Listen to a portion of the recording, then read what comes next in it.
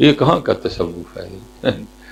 قربان جاؤں، حضرت عمر فاروق رضی اللہ تعالیٰ عنہ کی بندہ تعریف کرے اور آپ اس کو کوڑا مار کے کہیں کیوں مجھے جہنم کی دعوت دے رہے ہیں؟ میری کیا ہے کہ 10 منٹ میرے قصیدے پڑے جا رہے ہیں، یہ والا نہیں ہے۔ فرمایا میں نے تو سوچا تھا کہ آپ بہت بڑے شیخ ہو گئے، میں بھی آپ کی بیعت کر لوں۔ جنید آپ کو تو تصوف کی ابتدا نہیں آئی ہے۔ آپ فرماتے ہیں اس دل میں خیال آیا لے بھائی اون نائی سانو تصوف سکھائے گا جس نے سری سکتی سے تصوف پڑھا ہے، اب کیا ہمیں بال کاٹنے والا تصوف سکھائے گا؟ لیکن بڑے لوگ تھے نا۔ اب فرماتے میں نے کہا نہیں کوئی بات ہوگی جو یہ بولے گا۔ اب فرماتے میں نے کہا کیوں کیا ہوا؟ تو اب فرماتے اس نے سکھایا اخلاص، اور مجھے کہتا ہے جنید یاد رکھیے گا جو کام اللہ کے لیے کیا جائے لوگوں سے پھر اس کا بدلہ نہیں مانگتے ہیں۔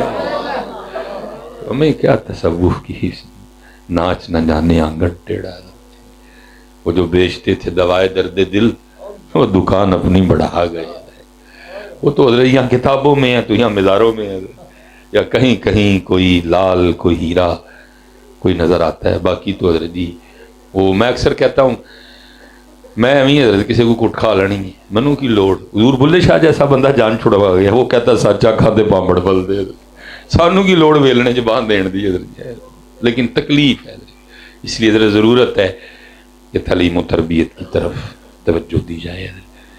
اللہ سب کو سلامت رکھے، با کرامت رکھے، اور ماشاءاللہ ہمارے جو حافظ صاحب ہیں وہ اپنا آخری سبق سنا کے ہمیں بھی ان برکتوں میں شامل کریں گے۔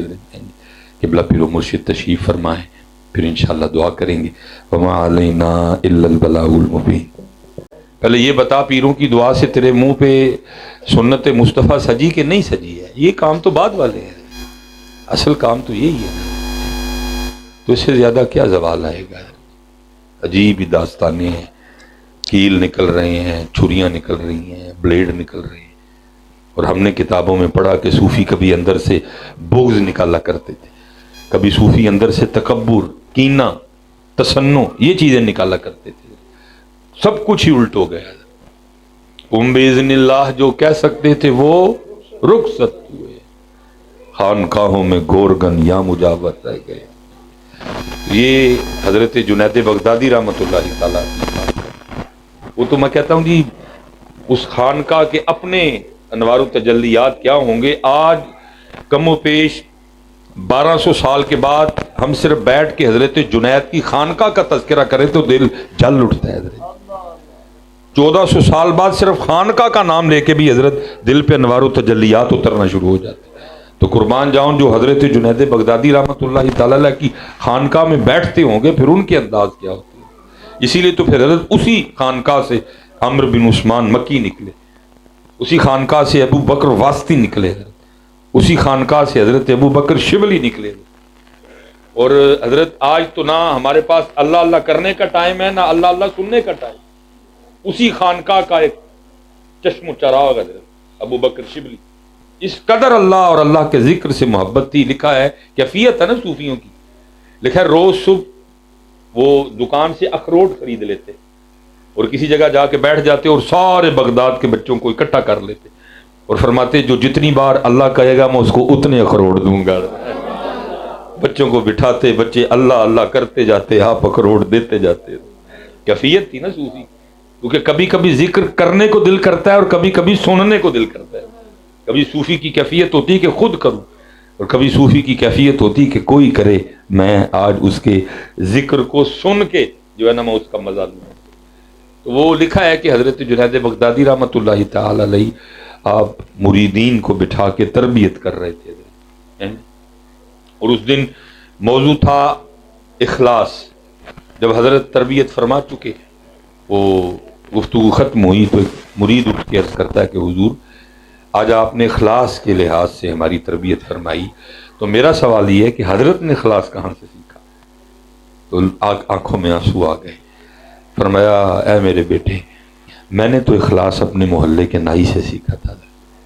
اتنے بڑے شیخ الشیوخ حضرت سیدنا جنید بغدادی رحمۃ اللہ، جواب ہی بڑا عجیب تھا، ساری خانقاہ ہی حیران رہ گئی۔ جناب سری سکتی جو ہیں وہ آپ کے پیر و مرشد ہیں، اور ہمیں تو تھا کہ آپ ان کا نام لیں گے، آپ کہہ رہے ہیں میں نے محلے کے نائی سے اخلاص سیکھا۔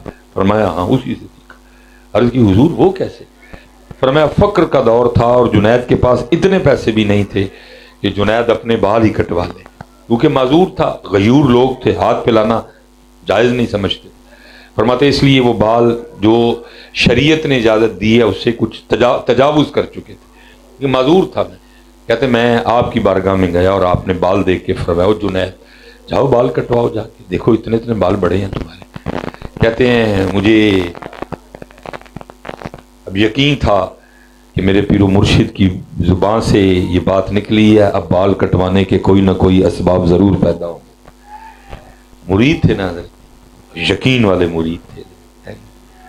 اب فرماتے میرے محلے کا وہ جو واحد حجام تھا، میں اس کی دکان کے باہر کھڑا ہو گیا، وہ کرسی پہ بٹھا کے کسی کے بال کاٹ رہا تھا۔ اب فرماتے میں نے کہا چلو میری طرف دیکھتا ہے تو بات کرتا ہوں۔ اب فرماتے بال کاٹتے کاٹتے اس کی نظر مجھ پہ پڑی، اس نے سلام کیا، میں نے سلام کیا، اس نے جواب دیا۔ اب فرماتے میں نے کہا بھائی ظاہر ہے تیری دکان ہے اور تیرا گھر تیری دکان سے ہی چلتا ہے، اور ظاہر ہے تو پیسے لے کے بال کاٹتا ہے، اگر نہیں پیسے لے گا تو گھر کیسے چلائے گا؟ لیکن میرا مسئلہ یہ ہے کہ میرے پاس تو پیسے ہے کوئی نہیں، تو کیا تو آج اس طرح کر سکتا ہے کہ میرے بال اللہ کے لیے کاٹ دے؟ فرماتے یہ سننا تھا کہ سب کچھ چھوڑا، نیچے آیا، میرا ہاتھ پکڑا، دکان پہ لے گیا، اور اس طرح نہیں کیا جیسے ہم کرتے ہیں، بھائی ہوں تیرے اللہ واسطے کٹنے نے تو بہ کے ڈیک آپ ویلا ہوں گا تے کٹا دے۔ جیسے میں اکثر کہتا ہوں حضرت کوڑا مان تے چھوٹا گوشت تے اللہ دے رسول والی چڑیاں والے چول، الٹ ہے نا، ہمارا الٹ ہو جاتا ہے۔